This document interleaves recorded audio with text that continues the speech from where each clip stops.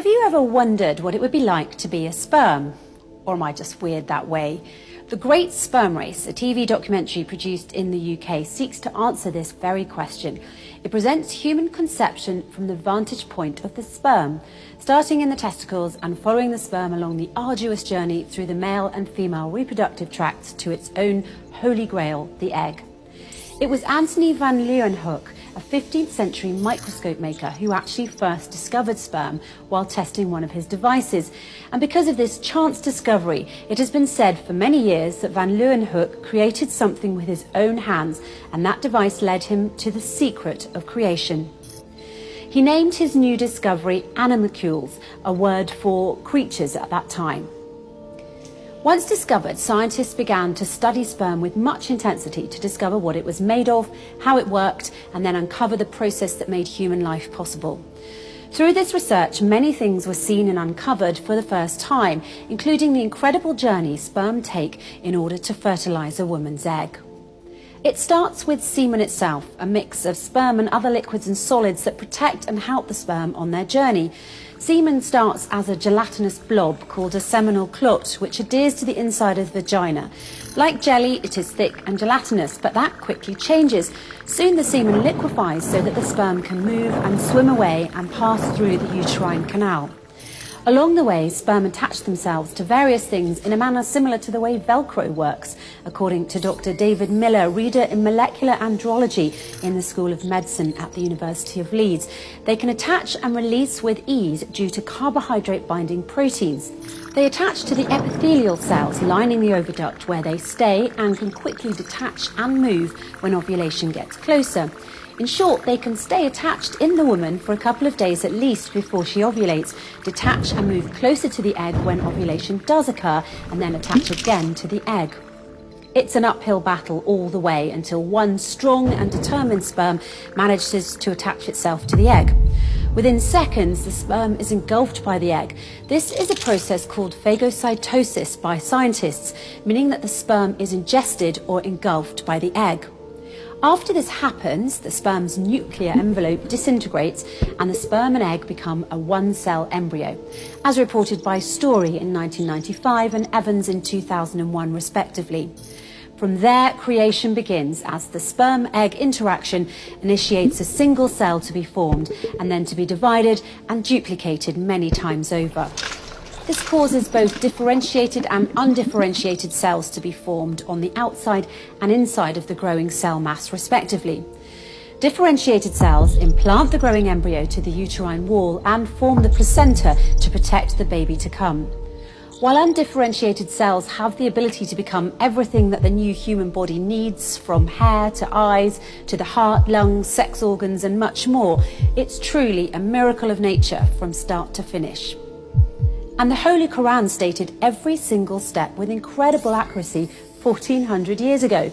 These quotes from the Holy Qur'An, which describe the process very specifically, are the proof. Read, "In the name of your Lord who created the human from the creatures that can attach." And in another verse, "People, if you should be in doubt about the resurrection, then consider that indeed we, God, Allah, created you from dust, then from the watery bit of the semen, then from the creature that can attach, and then from a chewed matter, partially differentiated and partially undifferentiated, that we may show you. And we settle in the uteruses whom we will for a specified term, then we bring you out as a child." Even the most biased person would agree these words are incredibly accurate to what science now describes. The Holy Qur'an talks about how the semen becomes watery and how the sperm attaches, about how the egg ingests the sperm and about differentiated and undifferentiated cells, and then how the developing embryo implants in the uterus. The accuracy is simply uncanny. Another remarkable fact is that the Holy Qur'an even talks about the process of phagocytosis, cells ingesting or engulfing one another, followed by their combination of disintegration that is used to form the zygote in its verses. As you will note, the Qur'an refers to chewed matter in the verse on embryology. This chewed matter is a well-known medical term and an analogy for the mechanism of phagocytosis. So just as the zygote is formed due to the ingestion of the sperm by the female egg, and the mixing of this ingested matter with the female DNA, the chewed matter, the analogy given in the Holy Qur'an, follows the same process, as it too refers to the mixing of ingested matter with saliva, resulting in a new combination. Essentially, using analogous terms, the Qur'an is telling us about the process by which the zygote is formed. The Holy Qur'an not only stated the specific sequence of events that can lead to embryo creation, but also stated with 100% accuracy that during embryonic development, the bones are formed first and then the flesh of muscles. And certainly did we, God, Allah, create man from an extract of clay. Then we placed him as a watery bit of semen in a firm lodging.